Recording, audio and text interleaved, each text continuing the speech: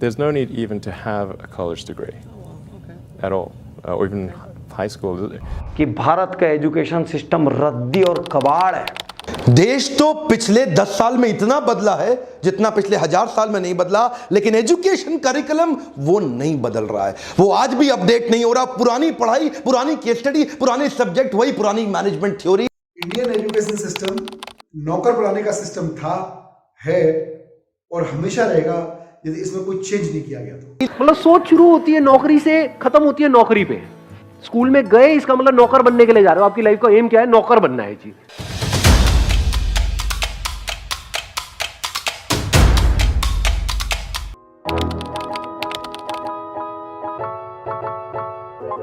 Indian education system. हाँ, video को leave किया सबसे बड़ा गलती होगा। मेरे को ना वॉच टाइम चाहिए ना सब्सक्राइबर। भले ही वीडियो को डिसलाइक कर दो, बट प्लीज वीडियो को एंड तक देखो। इस वीडियो की एक एक लाइन मेरे हार्ट से निकली हुई है। 7 मंथ्स की रिसर्च से आज ये वीडियो आपके सामने आ पाया है। हमारा ये एजुकेशन सिस्टम कैसे स्टार्ट हुआ, इसको लॉजिकल वे में समझते हैं। How it all started. आखिर क्यों इतने सालों से हम बस एक ही पैटर्न में जी रहे हैं? क्यों अभी भी कम मार्क्स आए तो गालियां पड़ती हैं और ज्यादा आए तो तारीफ होती है? हमारे एजुकेशन सिस्टम में 2 चीजें मिसिंग है, एजुकेशन और सिस्टम। वीडियो थोड़ा लॉन्ग है, बट ईयरफोन्स वगैरह सब लगा के इसको आराम से सुनो। इस वीडियो को एक नॉलेज के रूप में सुनो। इसके बाद आप समझ पाओगे कि क्या एट लास्टली स्टडी आपको कोई फायदा देती है। स्टार्ट करने से पहले मैं आपको बताना चाहूंगा, स्टडी जो एक शब्द होता है, इसका मतलब मैथ्स, फिजिक्स, बायो ही नहीं होता। इसका मतलब हर एक चीज जो आप सीखते हो उसको स्टडी कहते हैं। इस पूरे सिस्टम को पूरे स्क्रैच से समझते हैं। इस सब की शुरुआत हुई थी जब कारतूस में, आपको मालूम होगा, जब सुगर और गाय की चमड़ी का इस्तेमाल किया जाता था। आप सोच रहे होंगे एजुकेशन सिस्टम और इसका क्या रिलेशन, बट वीडियो पूरा देखते चलो, आपको सब समझ में आ जाएगा। हमारे एजुकेशन सिस्टम की पूरी कहानी। इंडियंस को यह मालूम पड़ा कि जो अंग्रेज हैं वो हमारा इस्तेमाल कर रहे हैं। उन्होंने अंग्रेजों के खिलाफ आवाजें उठानी शुरू कर दी। इंडियंस अब अंग्रेजों को पीट रहे थे और इस बीच लॉर्ड थॉमस बेबिंगटन मैकॉले, जिसको टीबी मैकॉले भी कहते हैं, ब्रिटिश पार्लियामेंट में पहुंचे और इन्होंने ये कहा कि अब हम इंडियंस को गुलाम नहीं बना सकते। इसके 3 कारण हैं। इंडियंस फिजिकली बहुत स्ट्रॉन्ग हो चुके हैं। मेरी बातों को ध्यान से सुनना। टीबी मैकॉले ने कहा, इंडियंस हमारी पकड़ में नहीं है।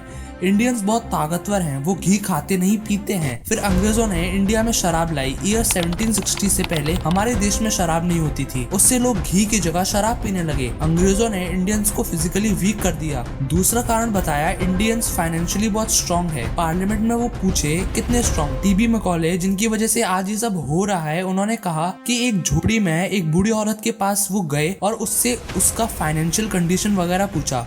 उस औरत ने बोला, मैं तो बहुत गरीब हूँ, मेरे पास कहाँ पैसा है, मेरे पास तो बस 5 किलो बस सोना है। ब्रिटिशर्स हैरान थे कि भारत के हर एक इंसान के पास इतना सोना है और इसी वजह से इंडिया को सोने की चिड़िया कहा जाता था। तीसरा कारण, टीबी मैकॉले ने कहा कि इंडियंस बहुत ऊंचा सोचते हैं, लड़ते नहीं है, एक दूसरे का साथ देते हैं। और फिर ब्रिटिशर्स ने एक कंपनी स्टैब्लिश की, ईस्ट इंडिया कंपनी, जिसने हम इंडियंस के बीच लड़ाइयाँ करवाई, राजाओं में जंग छिड़वाई। इन शॉर्ट, ब्रिटिशर्स ने ऐसा करके इंडिया को अपना गुलाम बना लिया। उनके माइंडसेट में ये चला गया कि हमारा राजा महाराजा सब ब्रिटिशर्स हैं और जैसे ही कोई अंग्रेज उनके सामने से जाता, वो अपने हाथ फैलाकर उनको सल्यूट करते। पर लेकिन मंगल पांडे, भगत सिंह जैसे लोग पैदा हुए, उन्होंने इंडियंस को समझाया कि हम गुलाम नहीं है, अंग्रेज हमारी कंट्री में आए हैं, अंग्रेज हमसे जलते हैं। उनको जोश दिलाया और इंडियंस में जोश आया और जहाँ वो अंग्रेज को सल्यूट करते थे, अब वो उनको पकड़कर पीटते थे। और 1857 में अंग्रेजों के खिलाफ क्रांति आनी चालू हुई। अंग्रेज हैरान थे कि जहाँ एक इंडियन आंख उठा के भी नहीं देखता था, वो हमारे सामने हथियार उठाने लगा है। ये एक अंग्रेजों के ऊपर थप्पड़ था। अंग्रेजों ने ब्रिटिश पार्लियामेंट में रिपोर्ट दी कि अब हम इंडिया को गुलाम नहीं बना पाएंगे, अब इंडिया को गुलाम बनाना इम्पॉसिबल है। अब रोल आता है लॉर्ड टीबी मैकॉले का। इसने कहा कि सर, मैं 3 साल इंडिया में रहकर आया हूँ, अगर हमें लंबे समय तक इंडिया पे राज करना है, इनको गुलाम बनाना है, तो हमें इनके एजुकेशन सिस्टम को डिस्ट्रॉय करना होगा। गाइस, जो मैं यहाँ पर इन्फॉर्मेशन बोल रहा हूँ, मैं हवा में नहीं बोल रहा, वो पूरा मैं रिसर्च करके आया हूँ। यहाँ पर आपको कोई भी फॉल्स इन्फॉर्मेशन नहीं मिल रही। हाँ, तो टीबी मैकॉले ने कहा हमें इंडियन एजुकेशन सिस्टम को डिस्ट्रॉय करना होगा, तबाह करना होगा। इनका एजुकेशन सिस्टम बहुत स्ट्रॉन्ग है। गाइस, मैं आपको बता दूं, पहले हमारे इंडिया में स्कूल कॉलेजेस नहीं होते थे, ये सब यूनिवर्सिटीज वगैरह जो पैसा छाप रही हैं, सभी यूनिवर्सिटीज नहीं, बट जो भी पैसा छाप रही हैं, हमारे इंडिया में पहले ये नहीं हुआ करते थे। हमारे यहाँ गुरुकुल्स होते थे और यहाँ कोई मार्क्स एग्जाम्स वगैरह, रट्टा वट्टा रिटन एग्जाम्स कुछ नहीं होता था। वहाँ सब प्रैक्टिकल होता था। 6 साल तक तक बच्चे को स्वतंत्र छोड़ा जाता था, जो वो चाहे करे। फिर उसको बेसिक्स सिखाई जाती थी, एक वर्ल्ड में कैसे रहना है। और जब वो 10 से 11 साल का होता था तब उसको उसके टैलेंट के अकॉर्डिंग पढ़ाया जाता था। उसको गेमिंग करना है, उसको क्या करना है, क्रिकेटर बनना है, सिंगर बनना है। उसको आज की तरह प्रेशर में रट्टा मार के पेपर में उतार के उसको आज की तरह प्रेशराइज नहीं किया जाता था। तो तब टीबी मैकॉले बोले हमें इस गुरुकुल के सिस्टम को डिस्ट्रॉय करना होगा। अंग्रेज बोले वो कैसे? टीबी मैकॉले बोले मैंने ऐसा सिस्टम डिजाइन किया है, ऐसा एक सिस्टम खोजा है जिसमें इंडियन को गाली देगा, इंडियन को ही फेल करेगा। अंग्रेजों ने एक कानून बनाया जिसका नाम रखा गया है Indian Education Act 1858 by TB Macaulay. और उसमें ये लिखा हुआ था, पहली लाइन ये थी कि गुरुकुल वगैरह सब इलीगल है, ये बेकार एजुकेशन सिस्टम है, ये ओल्ड है, इसकी जगह मॉडर्न एजुकेशन होगी। और गाइस इस एजुकेशन सिस्टम में 3 ऐसी चीजें डाल दी जिसने देश को बर्बाद करके रख दिया। चाहे आपको क्रिकेटर बनना हो, सिंगिंग करना हो, डॉक्टर बनना हो, फुटबॉल प्लेयर बनना हो, गेमिंग करना हो, लेकिन पढ़ना आपको physics, chemistry, biology, history, science यही पढ़ना होगा। और वो भी पूरे 8 साल तक। हर एक बच्चे को सेम पेपर देना होगा। उसमें टैलेंट कुछ भी हो, एक बच्चे की सीखने की उम्र 18 साल तक होती है और उन 18 सालों तक पढ़ना आपको वो ही पड़ेगा। बहुत से लोगों का सपना होता है कि मुझे नौकरी करनी है, नौकर बनना है, तो उनके लिए एजुकेशन सिस्टम बेस्ट है। पर जिनको कुछ करना है, जिनको कुछ बड़ा करना है, उनके लिए एजुकेशन सिस्टम बेकार है, कबाड़ है। लेकिन उनके पेरेंट्स समझते ही नहीं है। आपके ड्रीम्स वगैरह सब टूट जाते हैं 18 साल की उम्र तक। पेरेंट्स भी नादान है, उनके प्रेशर में आकर आप पढ़ाई करते रहते हो, रट्टा मारते रहते हो और अगले दिन एग्जाम्स में उतारकर अगर आपके अच्छे मार्क्स आए तो आप जीनियस हो और नहीं आए तो आप फेल, नकारा, बुद्धू, सब कुछ। पेरेंट्स की गालियां, रिलेटिव्स के ताने, कितने मार्क्स आए, क्या हुआ, सब कुछ यूजलेस है। मैं अभी आपको दावे के साथ कह सकता हूँ कि अभी मैंने अपनी एजुकेशन के जितने 6 सालों में नहीं सीखा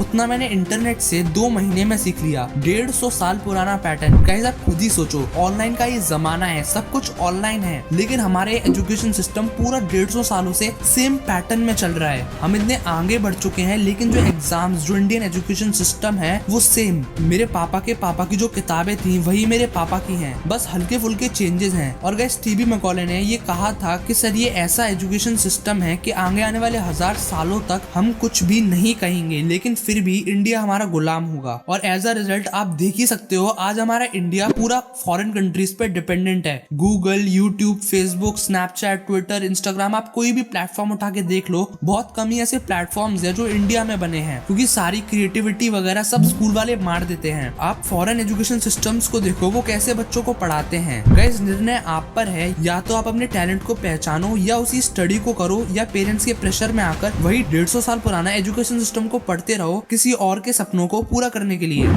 धीरूभाई अंबानी ने ये कहा था कि अपने सपनों पर फोकस करो वरना कोई और आपको हायर कर लेगा अपने सपने पूरे करने के लिए। और गाइस यही स्कूल वाले सिखाते हैं। इस वीडियो का पार्ट 2 आपको चाहिए या नहीं कमेंट में जरूर बताना। मिलते हैं अगले वीडियो में। Thanks for watching.